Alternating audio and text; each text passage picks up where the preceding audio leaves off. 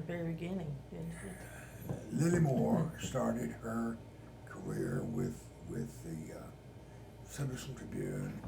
When we first started business, Lilly Moore, I hired Lilly to survey blocks, residences by addresses in different blocks where we could set up a carrier force.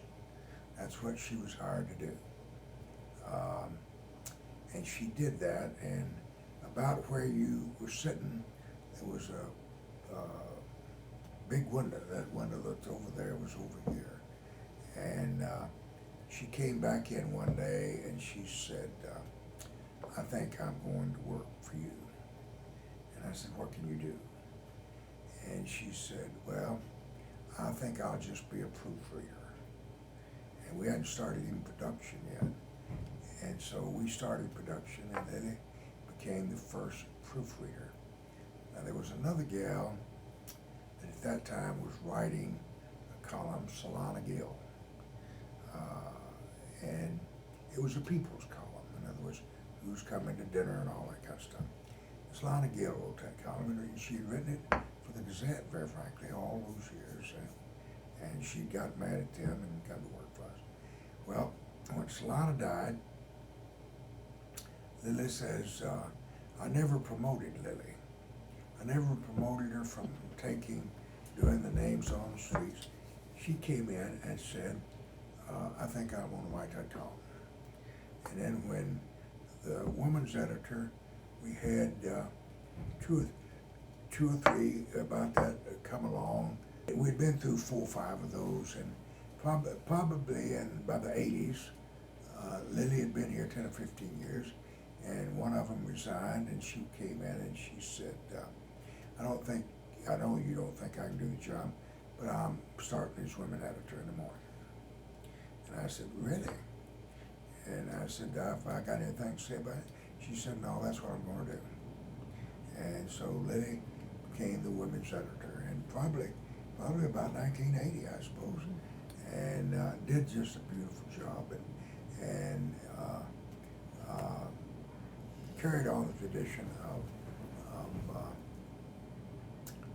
writing columns about who was coming to town for dinner and stuff that people back in those ages had, back in that period, had time to read and enjoy, and she did a great job, really. And what do you remember about her, Judy, working with her?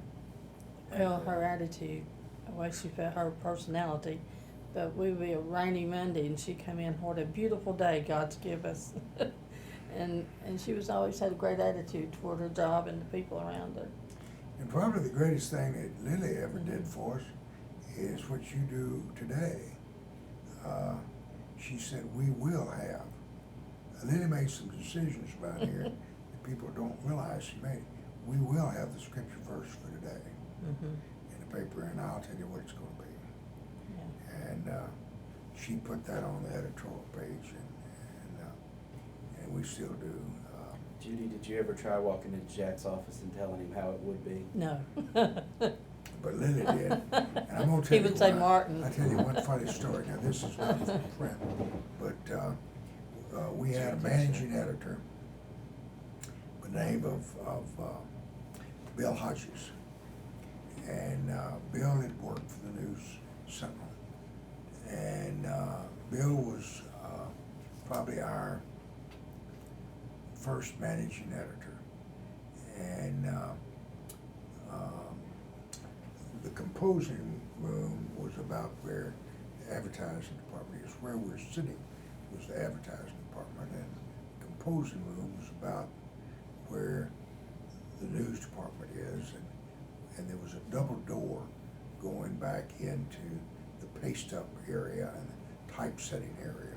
The presses were back in what's now the composing room. But it's Saturday night. Now, and of course, I'm a lot mellower now than I was then. And I'd go screaming through the news department and say, why haven't we got this done, and why haven't we got that done?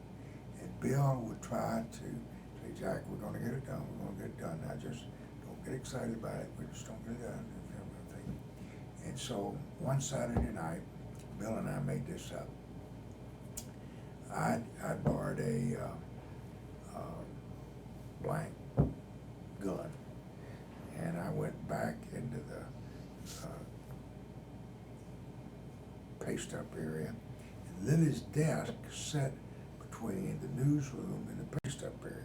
There was a desk there, and that's where she proofread the stuff, and she was sitting there reading a copy. And I went back into the paste-up area, and I whammed my fist out on the paste-up desk and said, Bill, I bet I've told you 10,000 times that blah, blah, blah, blah. And all of a sudden, Bill pulls out this blank gun and bam, bam, bam. Said, I've told you I'm tired of listening to this crap. And Lily jumped up and she said, oh my God, I knew it was gonna happen, I knew it was gonna. Of course, I fell down on the floor and we staged all this for Lily, type of thing. And so after she screamed and hollered and told them to call the ambulance and one thing another, then I began to get up and she said, oh my goodness, the heavenly saints have come alive. No, that's probably the funniest story that we ever had with Lily. And if she was here, she would tell you, I thought it'd give her a heart attack.